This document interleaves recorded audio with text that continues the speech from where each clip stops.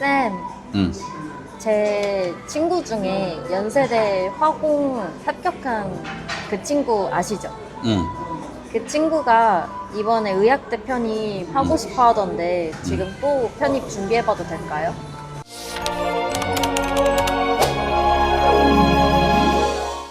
공부를 또 하겠대? 공부를 못해서 죽은 귀신이 붙은 거 아니야? 근데 지금이 딱 적기긴 하다, 솔직히 얘기하면. 왜냐하면 그 작년에 수능 의대 증원해가지고, 그래서 원래 이제 기존에 3,000명이었는데 1,500명을 더 뽑았어. 그래서 총 4,500명을 뽑았단 말이야. 근데 그 중에 치대나 또는 이제 약대 다니던 재학생들이, 그래서 휴학하고 나서 재수를 되게 많이 준비를 해가지고, 뭐 심지어 이제 지방의대 다니고 있는 그런 애들 같은 경우에도 좀 더 상위권 의대 가려고 재수해서 또 들어간 그런 이제 케이스가 많거든. 굉장히 많은 학생들이 기존에 있던 뭐 의대나 치대나 약대를 이렇게 자퇴를 해버린 거지. 그래서 그 TO가 올해 고스란히 다 반영이 돼요. 그렇기 때문에 올해는 TO가 굉장히 많은 걸로 예상이 되고, 뭐 교육부에서 특별하게 딴지만 안 걸으면 올해는 진짜 완전히 정말 큰 잔치, 대박이 될 수도 있는 거지. 그래서 지금 딱 준비하기 좋아. 지금 내 조교들도 15명 있는데 그 중에 5명 이제 연고대 다니고 있는 애들이 의학대 편입하려고 지금 재수 준비를 하고 있거든. 올해가 어떻게 보면 이제 초대박이 될 수도 있다. 나는 그렇게 생각을 하고 있어.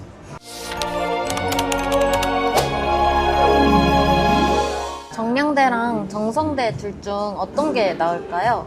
연고대 편입했으면 정성대도 써볼만 하지 않아요? 아니야, 그건 아니야. 정성대는 원래 그 연고대 다니고 있는 애들도 합격하기 힘들어. 그래서 수능으로 연고대 들어간 애들 있잖아. 그런 애들도 합격하기 힘들다고. 그렇기 때문에 무조건 연고대를 지금 편입했고 지금 현재 다니고 있는 학생들이라면 무조건 정량대로 지원을 하는 게 그게 맞아.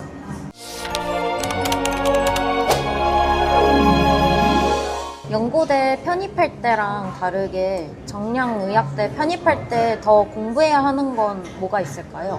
일단 의학대는 연고대보다 시험 범위가 넓지.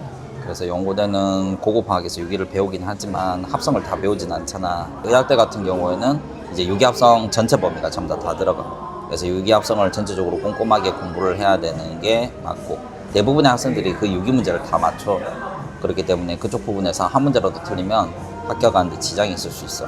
그래서 이번에 커리큘럼 상에서도 뭐 전체적으로 9월달 문제풀이는 그냥 완전 다 갈아엎을 거고, 업데이트된 올해 거를 들어야 된다. 그래서 의학대 준비하는데 이제 굉장히 큰 도움이 될 거라고 생각을 해. 기출문제라든지 또는 MDP 스타일의 문제, 이런 것들을 많이 풀어봐야 합격을 할 수 있다라는 거지. 일단 우리가 전략적으로 이렇게 해야 돼. 화학에서 이제 기본적으로 고득점 베이스를 깔아놓고 그 다음에 생물에서 이제 최대한 점수를 많이 얻는다. 일단 그런 전략을 써야 되고, 그래서 어쨌든 뭐 수업 시간에 하는 거 다 나오니까, 그래서 뭐 어차피 뭐 적중이야 말할 것도 없고, 그래서 수업 시간에 하는 것만 꼼꼼하게 잘 챙기면 연고대 시험과 마찬가지로 잘할 수 있다라는 거지.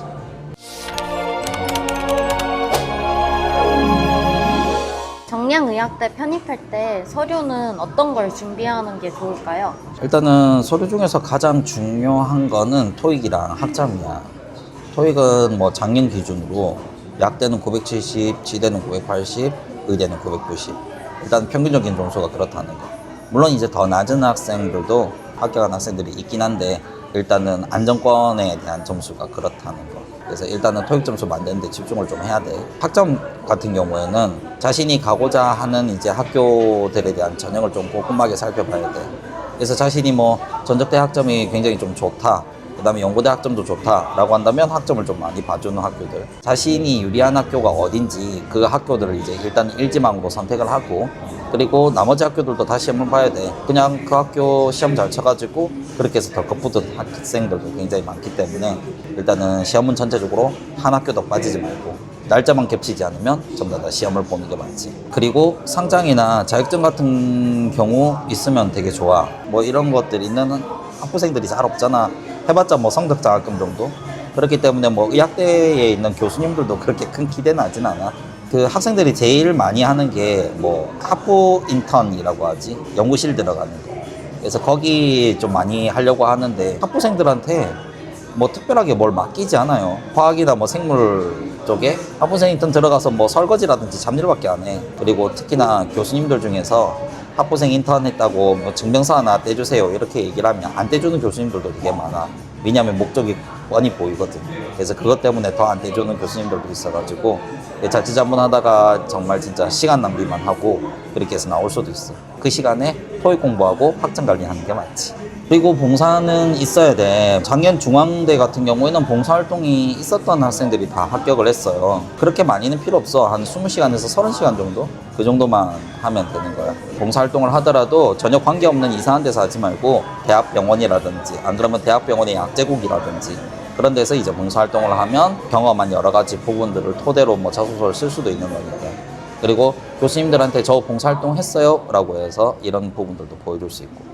근데 이제 봉사활동을 많이 했다고 해서 합격을 자주지하는 그런 형태가 아닌 게 점수화로 돼가지고 그렇게 들어가진 않기 때문에 그래서 봉사활동은 딱 적당하게 20시간에서 30시간 정도 관계 있는 부분에서 그렇게 이제 하는 게 좋다라는 거지.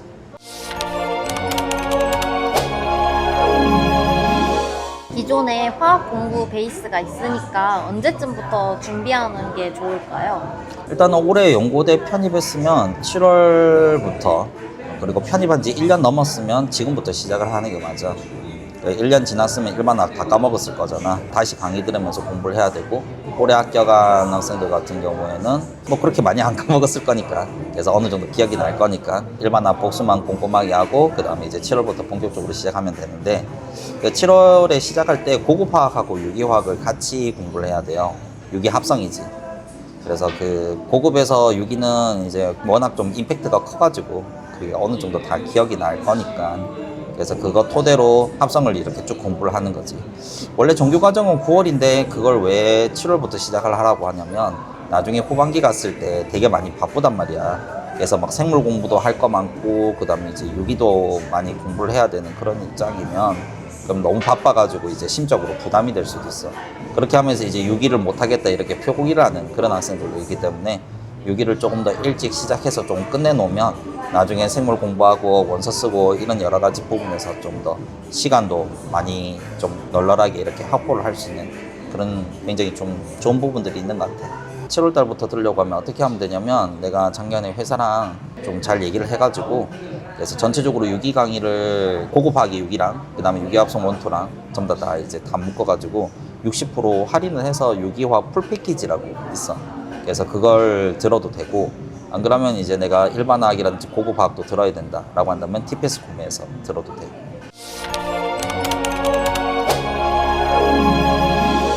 의학대 준비하는 연고대 합격생들에게 꼭 해주실 말씀이 있나요? 연고대 합격 후에 또 의학대 준비하는 거 힘들 텐데 정말 대단하고 또 대견스럽네.